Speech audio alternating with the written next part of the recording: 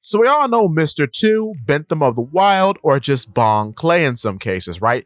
Okay, here's something I noticed about him that maybe a lot of people didn't really pick up on at first glance, but the reason why his animal theme is the swan is because when a swan is swimming in a body of water, it looks like a giant living two, meaning the actual animal. It looks like a big two. So that's why his theme is the swan, because it matches his code name of being Mr.2. And I never really looked at it like that until recently. And that's pretty funny. But it goes further than that, because as you may or may not know, Mr.2 is infamous for copying Nami with his clone fruit, right? Well, Nami is the second person to join the Straw Hats. So even in that way, the two remains thematic when talking about Bong Clay. On top of that, I have made quite a few videos discussing the future of Mr.2 because, as you may or may not know, currently in the series of One Piece, he is the new queen of New Kamaland in level 5.5 of Impel Down. But when we see him in that cover story, we only see him from the back. It has always been my theory that once he had his confrontation with Magellan, the confrontation to close out the Impel Down arc, Magellan ruined his face, which is pretty ironic seeing as how he's always changing his own face into somebody else. So, based on a video game, which I know is quite odd, but follow me. Based on the video game One Piece Burning Blood, there is a costume for Mr.2 that is just a 7'10" tall version of Nami. This is quite the peculiarity because when Mr.2 copies Nami, he always reverts to her base height.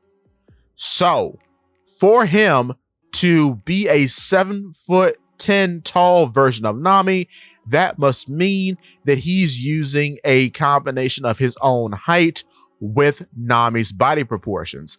Why would he do this? Or what would be the canonical explanation for this outside of the video game? Well, I think the reason why that he does this is because presumably in the series in the future, he just starts copying her and takes on how she looks as his own identity. And what's weirder about this is that when he copies her in the video game, it is the post-time skip version of Nami, a face that he has not touched. But I could believe that he combined perhaps other faces or other aspects from other people to generate a visage very similar to what post-time skip Nami looks like. So a Nami with long hair and a bigger bust.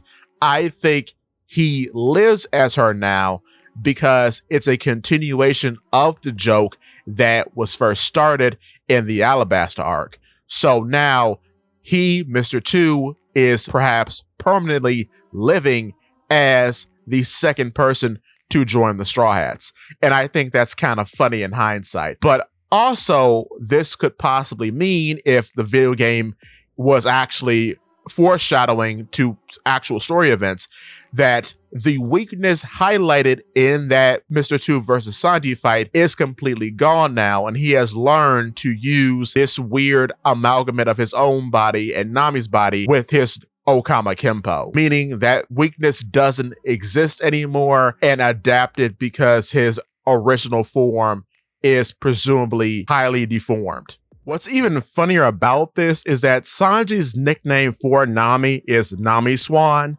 So it's a very funny thing to think about that Mr.2, who themes himself after a swan and who has copied Nami, could literally be Nami Swan for the remainder of the series, especially if there's a second Impel Down break-in and prominent characters from Impel Down like Mr.2 and Don Quixote do Flamingo join the Cross Guild organization. Because it's quite peculiar that out of all the important characters from Baroque works, Mr.2 has now been left out of Cross Guild. So I do think in the future, he will be joining Cross Guild along with his former Baroque Works co-workers. But with that being said, if you're enjoying the video so far, click the like button. And if you want to see more from me, click the subscribe button, followed by that bell so you never miss a video.